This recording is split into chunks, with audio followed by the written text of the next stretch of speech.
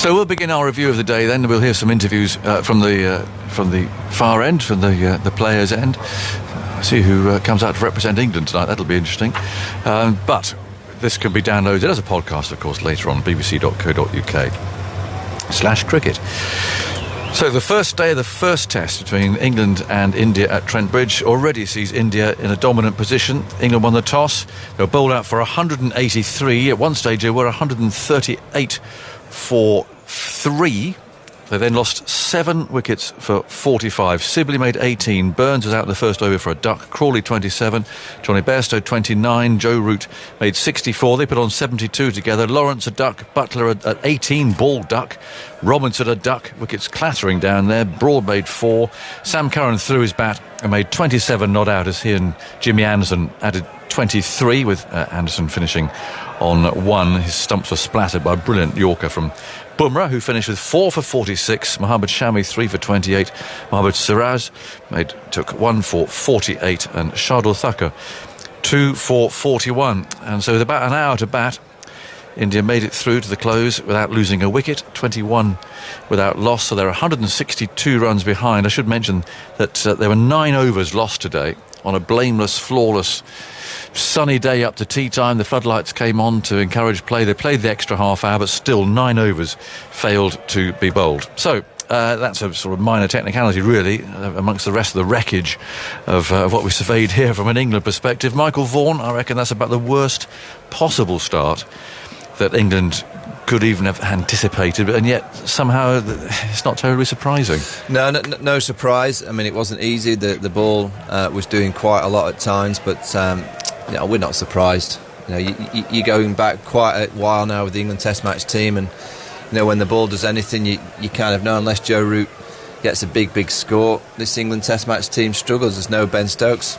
Since 2018, Ben Stokes has averaged 44 in English conditions. You take that out the batting lineup, it's a very inexperienced batting lineup. We have to start saying, because it's a similar trend that's happening, that 1 or 2 of these players just don't look good enough actually to be playing at Test match level over a period of time. You've got Rory Burns, who played nicely against New Zealand. He got set up brilliantly by Bumrah in that first over. I thought not much you could do about that. No, I think that's high class bowling. It goes away, and then brings that ball back. It was a perfect nowhere. in-swinger, I think. Yeah, a brilliant start to the Test match for Bumrah and India. Sibley bats the whole session. He plays the way that he plays. He likes to wear down the opposing bowlers without having a counter punch, and then straight after lunch he just chips one in the air. Crawley looked nice, but again he looked nice for 27. It's not enough. It's not a big enough score. So I'm looking in particular at Sibley and then Dan Lawrence, the two that I will pick out, that I just wonder whether they are good enough to play Test match cricket. Dan Lawrence is a skillful player when he gets in, but his first 15 to 20 balls in every Test match innings that I've seen, you're almost hiding behind the curtains. You're not too sure what to expect with that technique. He'll say it's slightly, unfortunate to get caught down the leg side, but the way that his head goes and his left foot goes over to that offside, he's vulnerable to kind of just flicking one down the leg side. You mentioned technique, Michael. I mean, so there are 3 players in England's top, including Lawrence, therefore top 6, who've got really unusual techniques, aren't they? And I know people say, well, look at Steve Smith, that's unusual. And yes, there are people who have quirky techniques, but it works for them. But there are, a technique is a technique. The basic way of batting is there for a reason, and that is actually the way that you're likely to succeed. And if you've got 3 twitchy, quirky, unusual things going on, to expect all of them to succeed all the time with techniques like that is unlikely, isn't it? You can go through the history of Test match cricket. You can say Shivnari and Chandapur, they had an unorthodox technique. Steve Smith, unorthodox technique, brilliant. The majority of players that play a long period of Test match cricket and average over 40, 45, they have strong basics of the technique that is pretty much in the manual. Yeah, it's in the manual. It's there for a reason. Absolutely, it's there for it. Yeah, and there are these 1 or 2 extreme players that come from nowhere and play unbelievably, like Chandapur, like a Steve Smith, that do it differently. You shouldn't be teaching kids to do it differently when there's actually a mechanism of play that works consistently in the game of Test match cricket. it's concern. This is a long series. It's a 5 test match series. We've already seen England play against New Zealand this summer. They would have lost 2-0 if it wasn't for the rain at Lord's. They're depending already on the rain this week to try and get them out of a hole. Unless the ball comes out tomorrow and it swings all over the place and India just don't grab this opportunity. But you'll be amazed if India collapse tomorrow. It doesn't seem to be in their mechanism. And England continuously just go to the well of Joe Root. You can't rely on one player. And in someone like Josh Butler, I'll go back to Johnny Bairstow's first class innings of the summer. Yes. You can't be asking someone to go on back for 5-6 hours to get a test match century against a high class team like India. Ball nipping around on the back of no first class cricket. No. Sam Curran, it's his first class game since Gaul. We're asking him to try and beat an Indian side that got to the World Test Match Championship final. I think we're asking questions of players to come and produce goods. That's unreasonable. Josh Butler, he just looked all at sea. You could see from the minute he went out there, probably his first ball was his best shot. He hit a ball to mid-off. He just didn't look like he had his balance, his mind. And that's a concern at the start of the series, that we're talking about probably 5 of the 7 and the top 7 all look completely at sea. And it's not as though it's just this series. We're in sort of a 10 test match cycle here against 2 really good teams, in which you'd expect the majority of this England team to go to Australia, and so it's actually a really poor start to that cycle. That's what worries as well. What did impress me today was Joe Root's technique against the seamers. Yeah. I think for a while now we've been watching Joe against seam bowling, and I thought, oh wait a minute, it doesn't look quite right. There was too much of a trigger movement. His head position didn't seem in the right spot. Brilliant against spin, but today it's the first time I've watched him against seam and felt absolutely comfortable from the minute that he walked out there. And what has he done? He's gone to the basics of the game. Nice and still, not as big a trigger, playing nice and straight, just hitting the ball from where it's come from, leaving the ball nicely, just running the ball into the gap. So the basics of test match play. England somehow, I don't know how they find the mentality, because this dressing room now has got a lot of baggage, and it's got baggage of collapses. You go back to the New Zealand series, you go back to the Indian series, you go back to the Sri Lankan. You take Joe Root's runs out of the Sri Lankan series, Aggers. True. Yeah. They're not winning that series either. So there's a lot of baggage in and amongst this batting unit of collapses.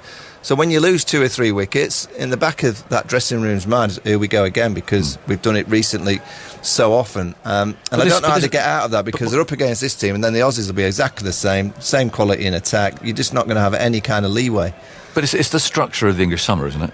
You're expecting, you mentioned the lack of first-class cricket that these players have played, championship cricket, whatever.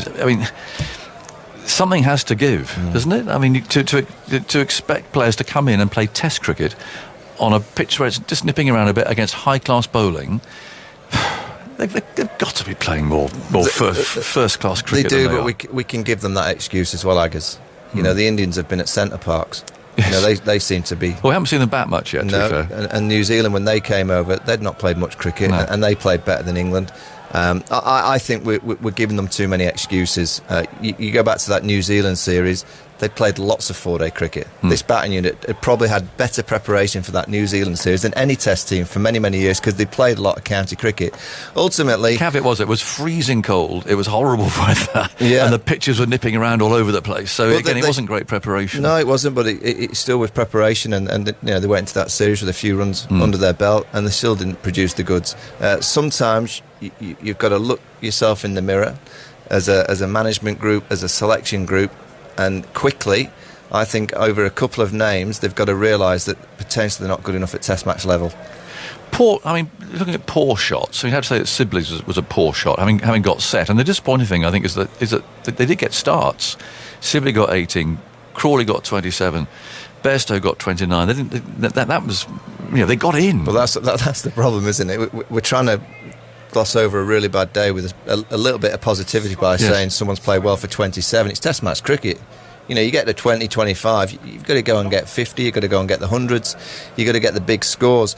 Asking Johnny Bairstow to come in once again back into the test team on the back of no first-class games this summer and say, come on, Johnny, can you bat for 5 hours? How's he going to do that? It's near on impossible. He played nicely for his 27, but that's really all I expect of players when they're not playing a great deal of 4-day cricket and they're not training the brain, the mechanism of the mind to bat for long periods of time. It's a real issue, and it's not. This isn't. We said it in the Indian series away. It wasn't easy to bat, but some of the thought processes that the players were going into to play certain shots on those spinning wickets, it wasn't right. No. And ultimately, when they continue to make mistake after mistake after mistake, and it's the same batting group that is doing that, you eventually have to say, all right, they're not quite good enough for this level. Well, we wondered who England might put up today to explain this away. It's the good old batting coach, of course. Marcus Trescothick has been speaking with Simon Mann. Well, Marcus, how do you sum up that first day of the series? A really difficult day, I would say. Obviously, you want to come into the series and get off to it on the front foot, and it's probably not quite reached the mark that we wanted to, but we've got to come away from it and try and think of ways that we can get back into the game tomorrow, and come up with a solution to getting better. Was the team as well prepared as it could be for the first test of a series? I guess that's a real challenge, isn't it? The schedule as it is, with a lot of white ball cricket in the middle of the summer, domestic summer, that's always a challenge. I think we'd always like a little bit more time to prepare and get the guys a bit more red ball cricket if you can. But that's not always possible. I think you know the situation, what the schedule is going to be, and you do your best to play around it. But in an ideal world, if we could pick and choose it, of course, we might sort of say, let's get a bit more red ball cricket into the guys.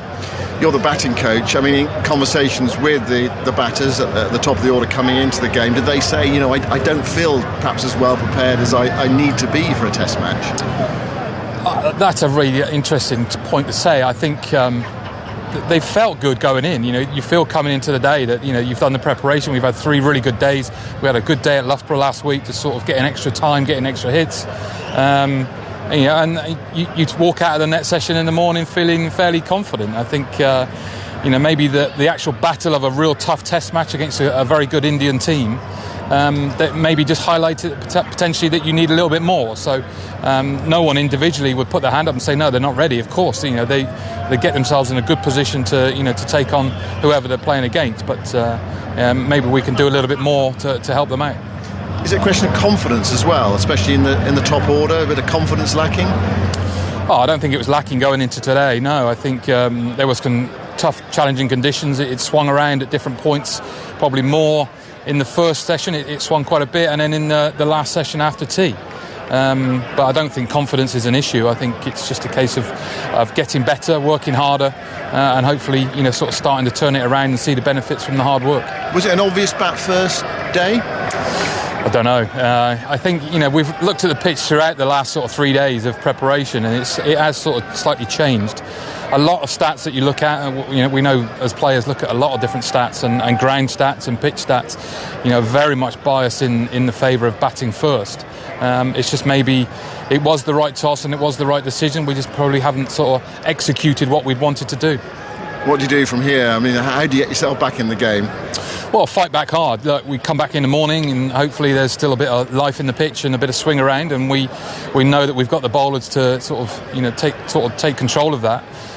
Get the ball in the right place and come back and just work our socks off again and hopefully get the wickets we want. I was wondering what the mood is in the dressing room.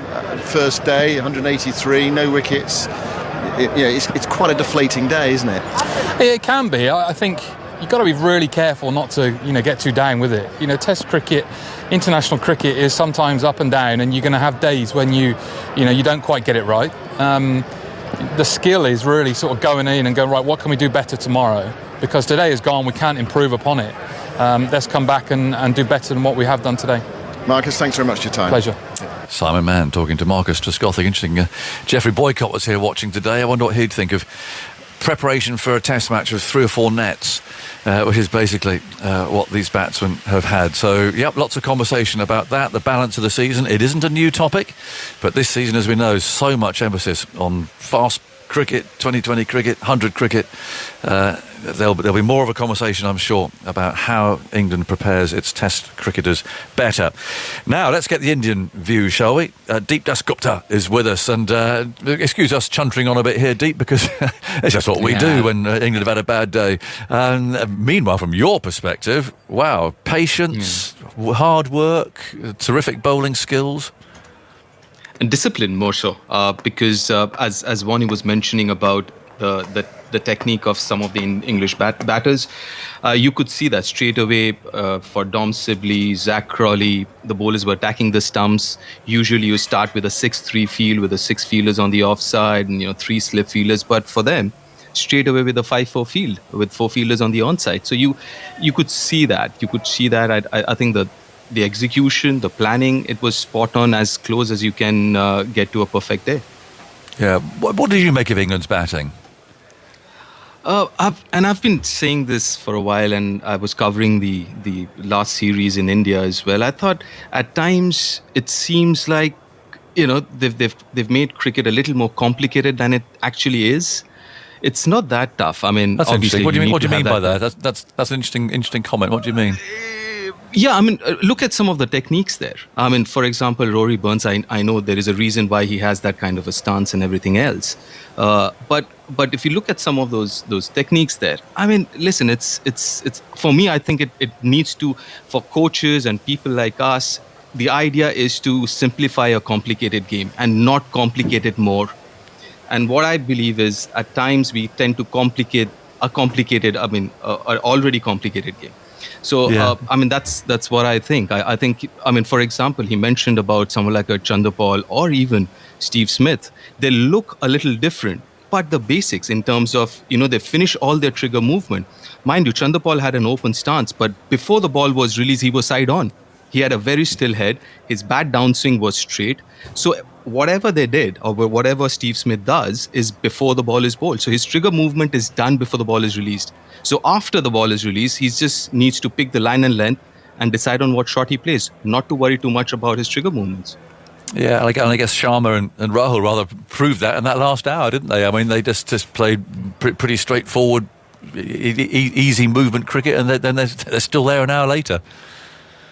Yeah, that's what the one complaint I have with modern day coaches is we just need to make things a lot more simpler, not complicated with numbers and, yes, science is important. And what we tend to do is we try to, kind of get towards the science side of things, but let's not forget it's also about art. It's also about natural flair. So, trying to quantify everything and make it scientific, we tend to neglect the art side of the sport. Let's have a quick listen to Shardul Thakur, brought into the side today. He's been speaking to Simon Mann. Well, Shardul, sum up that first day for India. I think it went pretty well for us. There was some assistance for fast bowlers when we started in the first innings. It was a good battle for, in both bat and ball. England were playing well, we were bowling well. Then as the afternoon session started, we felt that it might be a good pitch to bat on in the afternoon.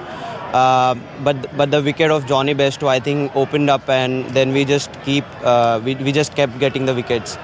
And I think we are pretty happy with that total of England we got them all out for. What about your own performance? Were you surprised to be playing? No, not at all. I had a hint before that I might be playing. And if you see the pitch, it's not going to turn or something like that. So we moved away from the original combination, that of 2 spinners and 3 pacers. And this game, we went for 4 pacers and a spinner. How do you feel you bowled? You got the crucial wicket of Joe Root. I'm pretty happy. It's a big wicket, one of the top players in the world, and I think you get him out early or you get him out of after 50, whatever total he scored, I think it's good to have his wicket. Yeah. And your openers had an hour to resist England's bowlers. How big is that for you as a team to get through that final hour? It was quite important for us to survive that final hour. If you see on the previous 2 tours, we have lost early wicket whenever we played, especially in the first hour. First hour for us was the final hour of the day's play here. So again, light going down, it's never easy in that last hour of the play. So I think Rohit and KL did a good job. Are you in as good a position as you could possibly hope to be after the first day of a test match? We are at the moment happy with this position, but it's too early to say anything in the game. It's just first day of the game, still 4 days to go. A lot of cricket to be played, a lot of battles to be seen. Is the pitch good enough to build a good first innings score? Yeah, it's good. I think it's a pretty sporting pitch. I mean, you couldn't have asked better pitch. Great, thanks very much for your time. Thank you. There you go. Shardul Thakur bowled really well. Deep, just a last thought from you. I mean, this is perfectly set up for tomorrow, isn't it? But it will be it'll challenge again batsmen who haven't played much red ball cricket. Absolutely, and also the fact that in the last few years, as I've mentioned before, it's the Indian bowlers who've been exceptionally good, but the batters, they need to get some big runs. And as Moni was mentioning, it boils down to the habit of batting for 4 hours, 5 hours, 6 hours to get your 100, get those big hundreds. I mean, that hasn't happened of late with most of the batters. Obviously, they haven't got too much of red ball cricket practice either of late. So it's going to be interesting. It's, as I've mentioned, this is a below par score, but end of the day, it's still score on the board, and India has to bat well to solidify their position. Thank you, Deep. We'll talk to you tomorrow. I'm looking to my left. Andy Zaltzman, you've got a 1 minute stat attack. OK, well, I'll start with this, because England all out for 183 after winning the toss and batting first. The lowest score by a team that's chosen to bat first at Trent Bridge since 1967 in Test cricket, and 28 innings in that sample. And the ducks, Agus, it's been a recurring theme through England's year. 31 ducks in total by England in just 8.5 tests. I wonder why.